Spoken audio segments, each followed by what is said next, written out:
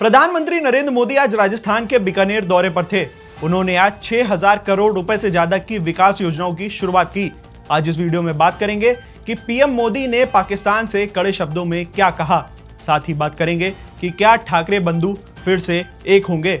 Operation सिंदूर के बाद जम्मू कश्मीर में एक बड़े एनकाउंटर में जुटी सेना और अंत में बात करेंगे आपकी सेहत से जुड़ी खबर का। कोरोना वायरस पर क्या है अपडेट और साथ ही जानिए डॉक्टर ने क्या सलाह दी।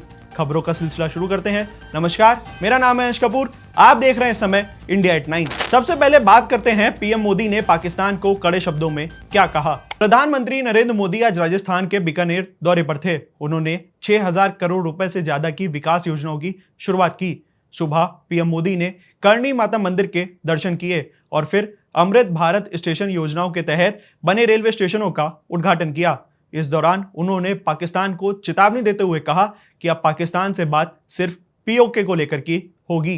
पीएम मोदी ने कहा, मेरी नसों में अब गर्म लहू नहीं बल्कि सिंदूर बह रहा है। भारत ने साफ कर दिया कि हर आतंकी हमले को पाकिस्तान भारी नुकसान चुकानी पड़ेगी। यह कीमत पाकिस्तान की सेना और उनकी अर्थव्यवस्था दोनों चुकाएंगे। पाकिस्तान ने नाल एयरबेस को निशाना बनाया लेकिन उसे कोई नुकसान नहीं हुआ। वहीं उनके रहीम यार खान एयरबेस को हमने इतना नुकसान पहुंचा दिया कि वह अब आईसीयू में पड़ा है और कब ठीक होगा पता नहीं। पाकिस्तान के साथ ना तो व्यापार होगा ना ही बातचीत। अब बातचीत होगी तो केवल कश्मीर और पाकिस्तान के कब्जे वाले पीओके पर ही होगी। साथ ही उन्होंने कहा, पाकिस्तान को भारत के पानी का हक नहीं मिलेगा। यह भारत का संकल्प है। कोई भी ताकत इस संकल्प को रोक नहीं सकती। जो पाकिस्तान के आतंकवादियों का साथ देंगे उसको कीमत चुकानी पड़ेगी। इसके अलावा उनके भाषण की एक और खास बात थी जिसकी चर्चा हो रही है। पीएम मोदी ने कहा, हमने सिर्फ 22 मिनट में आतंकियों के 9 बड़े सबसे ठिकानों को तबाह कर दिया। जब सिंदूर बारूद बन जाता है तो क्या अंजाम होता है ये हमने पाकिस्तान को दिखा दिया। आपको बता दें, आज से एग्जैक्ट 1 महीने पहले पहलगाम का हमला हुआ था। सुनिए प्रधानमंत्री मोदी को। 22 तारीख के हमले के जवाब में हमने 22 मिनट में आतंकियों के 9 सबसे बड़े ठिकाने तबाह कर दिए।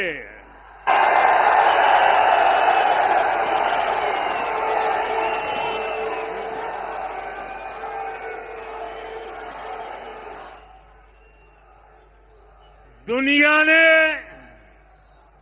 और देश के दुश्मनों ने भी देख लिया कि जब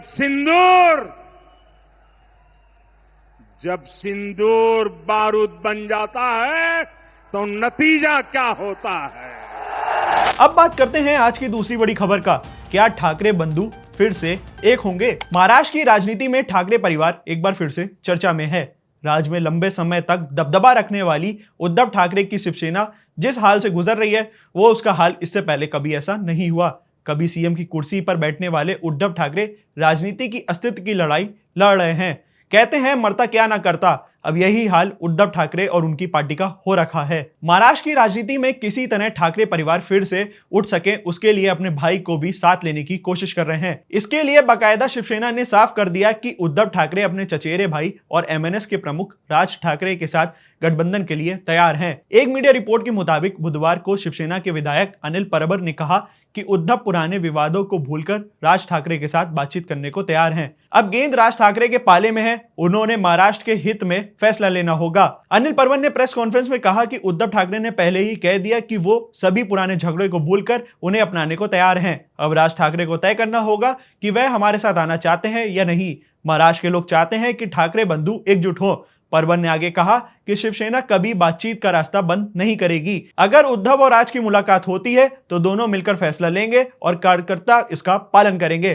परबर ने कहा, मैं जूनियर नेता हूं, बड़ा फैसला वरिष्ठ नेता लोग करेंगे। लगभग 2 दशक पहले उद्धव ठाकरे और राज ठाकरे राजनीति के रास्ते से अलग हो गए थे जब राज ठाकरे ने शिवसेना छोड़कर एमएनएस बनाई थी। लेकिन अब जैसे जैसे चुनाव नजदीक आता जा रहा है दोनों भाइयों के बीच सुलह और चीजें सही होती दिख रही हैं। अप्रैल में दोनों ने संकेत दिए थे कि छोटे मोटे मुद्दों को दरकिनार कर वह एक साथ आने के लिए तैयार हैं। अब समय हो चला है आज की तीसरी बड़ी खबर का। ऑपरेशन सिंदूर के बाद जम्मू कश्मीर में बड़े एक्शन में जुटी है सेना। जम्मू कश्मीर के किश्तवाड़ जिले में सुरक्षा बलों ने 3 से 4 आतंकियों को घेर लिया। खबर लिखे जाने तक आतंकियों और जवानों के बीच जबरदस्त फायरिंग हो रही थी। किश्तवाड़ के सिंहपुरा इलाके में जबरदस्त मुठभेड़ हुई। सुरक्षा बल और सेना का ज्वाइंट ऑपरेशन किश्तवाड़ इलाके में चल रहा है। आतंकियों पर तगड़ी कार्रवाई पहलगाम हमले के बाद और करी जा रही है। पिछले 10 दिनों में 3 बड़ी मुठभेड़ और 10 आतंकियों को मारा जा चुका है। इसमें त्राल इलाके में हुए एनकाउंटर भी शामिल है, जिसमें जैश-ए-मोहम्मद का एक कमांडर भी शामिल था। सेना की उत्तरी कमान की ओर से जारी एक बयान में कहा गया कि 2 पैरा एसएफ, आर्मी 11 आरआर, 7वीं असम राइफल्स और किश्तवाड़ स्पेशल ऑपरेशन ग्रुप की टीम इस अभियान में चला रही हैं।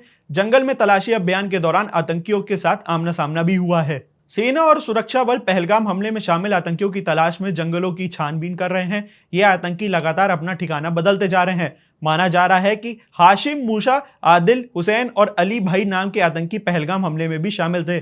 आतंकी जंगल या गुफा के बीच छुपे हुए हैं और उन्हें ओवरग्राउंड वर्कर्स जो हैं खाने पीने की मदद भी कर रहे हैं। पहलगाम हमले के बाद से ज्यादा लोगों को गिरफ्तारी भी हो चुकी है। इन आतंकियों की धरपकड़ के लिए 20-20 लाख रुपए का इनाम भी घोषित किया गया है। इन आतंकियों के स्केच भी जारी किए गए हैं।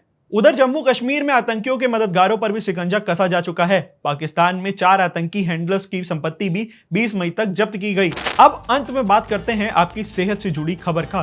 कोरोना वायरस पर क्या है अपडेट, साथ ही जानिए डॉक्टर ने क्या सलाह दी। हरियाणा के फरीदाबाद में करीब 2.5 साल बाद एक बार फिर से कोरोना संक्रमण के मामले सामने आए हैं।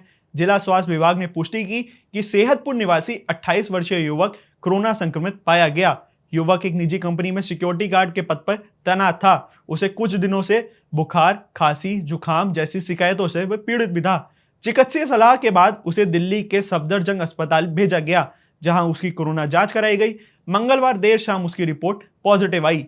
जैसे ही रिपोर्ट सामने आई, सफदरजंग अस्पताल प्रबंधक ने जिला स्वास्थ्य अधिकारी को सूचित किया। उप मुख्य चिकित्सक अधिकारी डॉक्टर राम भगत ने संक्रमित के परिजनों से संपर्क करा और उन्हें कोविड प्रोटोकॉल पालन करने के निर्देश दिए। साथ ही परिजनों ने भी कोरोना जांच करवाई। संक्रमित युवक को आइसोलेशन में रखा गया है और उसकी सेहत पर नजर के लिए एक स्वास्थ्य टीम नियुक्त की गई है, जो दिन में 2 बार फोन पर संपर्क कर उनसे स्थिति का जायजा लेंगे। इस वक्त देश के 11 राज्य में कोरोना के एक्टिव मामले हैं, जिसमें दिल्ली, महाराष्ट्र, गुजरात, केरल, तमिलनाडु, हरियाणा, पुडुचेरी, पश्चिम बंगाल, सिक्किम, राजस्थान और कर्नाटक शामिल हैं। कोरोना के JN.1 वेरिएंट के सामान्य लक्षण हैं बुखार, खांसी, गले में खराश, सिर दर्द, थकान और मांसपेशियों में दर्द। भूख ना लगने की कमी भी इसका मुख्य कारण हो सकता है। इस मामले में हमने आपके लिए डॉक्टर से बात की। सुनिए डॉक्टर दीक्षा गोयल को। JN वेरिएंट में 30 के आसपास म्यूटेशन को पता किया गया है और इसकी पहचान अगस्त के 2023 में ही कर दी गई थी।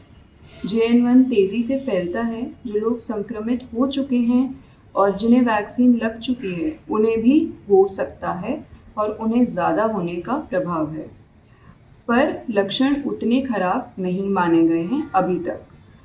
इसमें वैसे ही सिम्टम्स आएंगे जैसे अन्य कोरोना वायरस में पहले आते रहे हैं।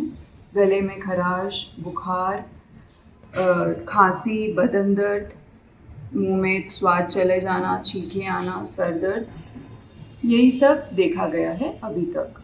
ऐसी तमाम वीडियोस के लिए बने रहिए हमारे साथ, देखते रहिए India.com। कैमरे के पीछे थे हमारे साथी विक्रांत।